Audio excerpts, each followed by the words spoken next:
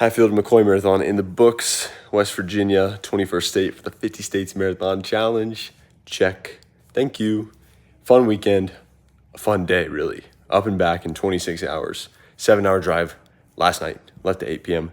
Got there at 5 in the morning. Fell asleep and woke up at 6:15 without a race bib. The race entries closed at 6:30. So I ran over. And what I later found is that you weren't allowed to register. They changed the rule. But as we do, I told him, I've driven from Atlanta to run this for my 21st marathon of the 50 States Marathon Challenge. And Alexis, the race director, was very nice. He drove into the start line and he gave me a discount. And so I was able to run the marathon. The first half went great. Let me circle back. Yeah.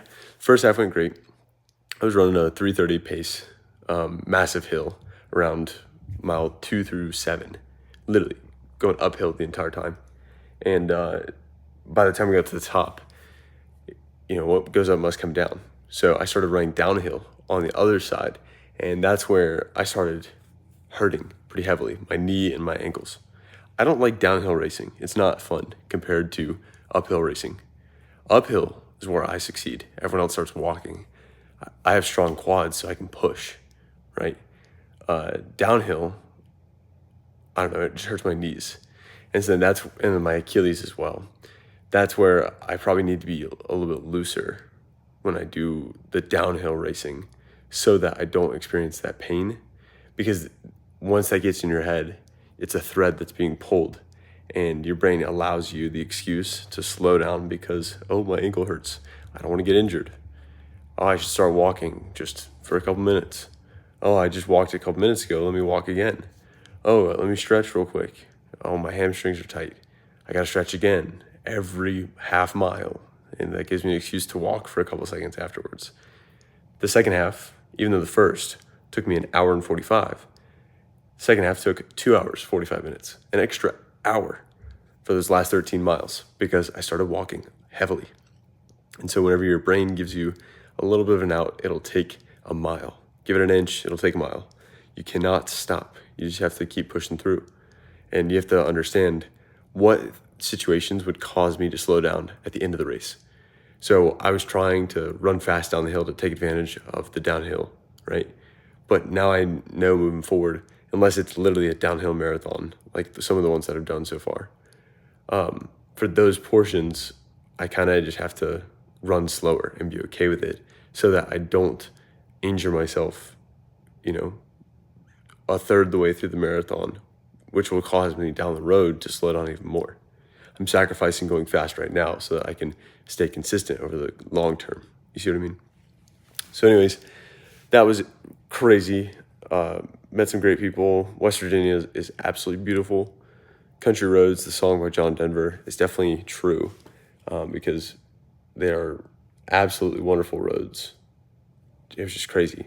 The trees were very different than every type of tree that's down here. Much more full of a forest. But I don't know, you'd have to just see a photo for me to best picture what I'm talking about. It's not like patchy forests. It's like full-on trees. And they're all green and voluptuous and like pine cone shaped, but not pine trees. So you got to look it up. It's very cool. Anyways, did the marathon, stretched, left, and 7-hour drive back to Atlanta. About 2 hours ago, when I had hour 45 minutes left, hour 30 left, my tire pops. I'm in Chattanooga. Luckily, as I pull over on the side of the road and I knew how to change my tire, I was about to do it. Some dude, this country guy, pulls over, pulls a car jack out of his truck bed. He's like, "Hey man, you need this?" Throw it up. He has a drill, takes off the tire, replaces it in 4 minutes. Shake hands, and he leaves. Matthew, what a great guy. Anyways, I left, went to Walmart. They were closed. So I was like, all right, I'm going to fill up the air pressure on all my tires and then just hope that I can get home using the spare tire. I was 100 miles away from the house. You're not supposed to use a spare tire for more than 50 miles. I had already used it before. because this is the second time that I've had a tire pop on me while driving. And that's not fun because you see the smoke and, you're wondering, is the car on fire, and all these different things. Nonetheless, drove home 45 miles an hour, took a lot longer, but I was able to get back. And that's what matters, is that you sacrifice the short term so that you can have the long term, right? So then lots of learning lessons. I don't know, God was on my side this whole weekend. I got tested pretty heavily this weekend, and in multiple ways. On those drives, I don't listen to music, and so my mind goes places where it probably shouldn't. And that's a very difficult thing that I'm going to have to overcome, because I know that, if that is the scenario that allows me to face those challenges, I have to seek out those scenarios more often, because that difficulty of, challenge with like those thoughts that are going through my head, generally sexual thoughts that I should not be having, it's very difficult to fight those off. But I need to face those situations so that I know, and so I can be tested, so that I can put it back to God. It's like, all right, shake it off. Lord, what should I be thinking about? Inspire me with your ideas. Use my brain as an instrument of your will. That's what I should be asking. And it's difficult because, you face the dragon, you could get slain, but at the same time, you could learn how to face the dragon head on and win. And that's what matters most, is that in this game, God is only going to allow you to have just enough that you can handle. So any challenge that comes your way, you can handle it. So then you go in with that confidence. Now it's just a matter of actually pushing through. And that's the same thing with the marathons.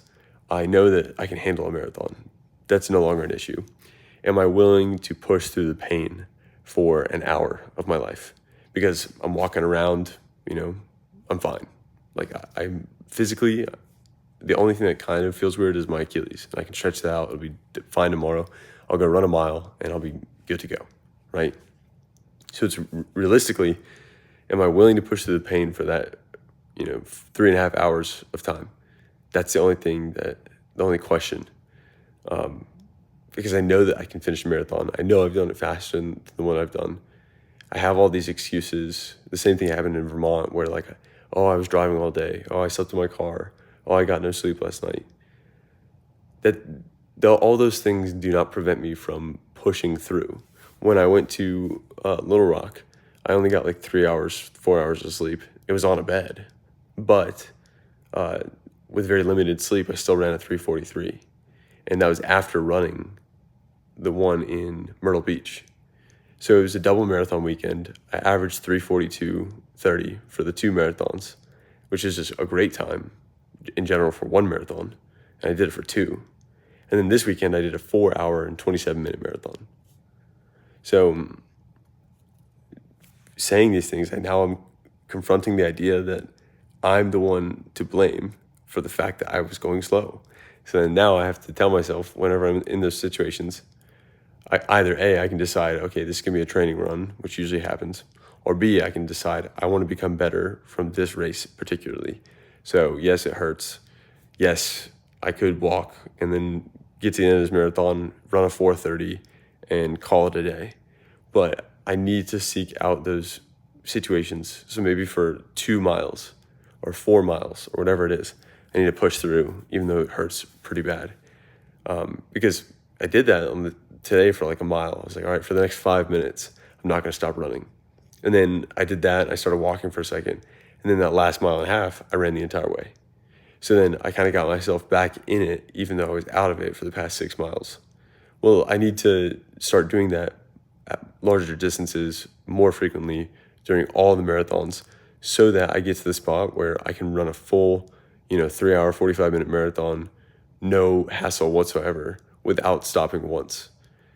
A large part of that is, it comes down to the confidence. If I have a thread in my mind, it will be pulled, especially when I'm in that really painful situation. My mind's going to grab for whatever I can to get me to stop. the way that you prevent that is by having the confidence that you've done the work necessary to not have to face those obstacles unprepared. And what does that work? For me, in that one category, it's stretching.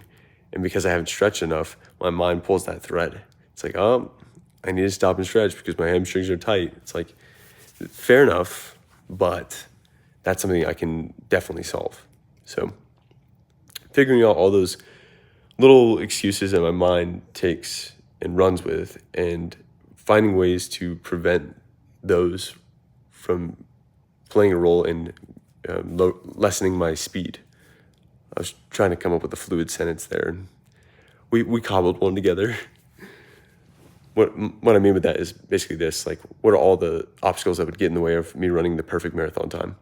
Sleep, food, travel, stretching, weather conditions, day of, and my bowels. Elevation, but not really, because 2,500 feet of elevation in Atlanta, and I still ran a personal record. So I don't think elevation has anything to do with it. Mental state, stress level, financial security. There's a lot of little things. So like, you have all these layers in place. In order for me to run my fastest time in Chicago or New York City, I need to have these locked in and ready to go so that I'm not struggling at that point in time. Mainly the first pillar of this is financial, and I'm getting closer. So, over time. After that, it's when I'm financially set, being able to fly out earlier so that I can get a hotel, or those two things in tandem, fly out earlier and get a hotel. A little bit more expensive, extra $50, then an extra $150, and then pay for the Uber, altogether like $500 per marathon weekend. It's expensive. That's why I sleep in the car, because the average cost goes down to like $400 or $300. You see what I mean? Especially for the ones in Vermont or like random middle of nowhere places. Luckily, most of the states that I have moving forward, they have a major airport at the city that I'm running the marathon, or like a shuttle bus that connects to the place that I'm going. So all that is to be said, as I go through this marathon challenge, setting up those pillars.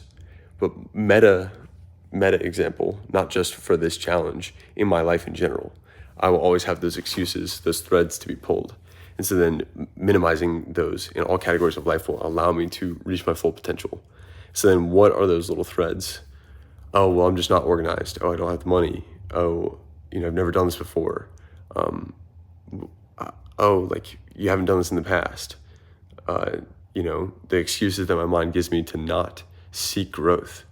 I have to do everything I can to cut those, and to prevent those from taking hold of my life, because my brain will run with it, and I will be walking 6 miles during a marathon that I know I can run. So all that is to be said, great weekend up in West Virginia. I'm learning a lot, and I'm distilling these principles so that hopefully I can draw from my experience practical wisdom that can be applied in all areas of life moving forward. And that's what's extremely valuable, and why you should seek experience, even if it means failure, over delaying decision making. Because if you make a mistake tomorrow and you learn why it didn't work, then you're able to improve and overcome that, even if it's a monetary mistake by like $1,000. It's much better than delaying the decision for 6 months, a year, 2 years, 5 years, until you've delayed this decision so long that like you're just afraid to make the decision. Making the decision, acting on it, and then following up with the ramifications of that is much better than delaying the decision and wasting time and watching the opportunity pass you by. One more thing. I've talked about this before, but what is the minimum amount of information that you need to have less anxiety, less angst on this decision? Because usually it's not that much information that you need in order to be able to make a decision. The most important thing is speed of decision making, because once you make decisions, actions are carried out. You need action to create progress. And that flow of things, saying it like that, is very basic, because that's how things are. You need to decide, take action, and then progress is made, either by avoiding mistakes or by actually making progress. And so all that comes from making the decision quick. So what is the minimum amount of information that I need to be able to make this decision and not have anxiety by delaying that decision over time? So kind of tying those two things together.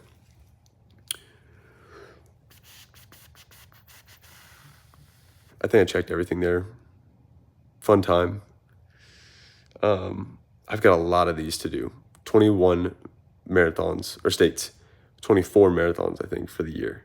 So I'm going to try to go back and start, recording those last ones, because it's only going to get worse. I'm only going to dig a deeper hole for myself if I don't go back and film the recaps of the past marathons and get those posted.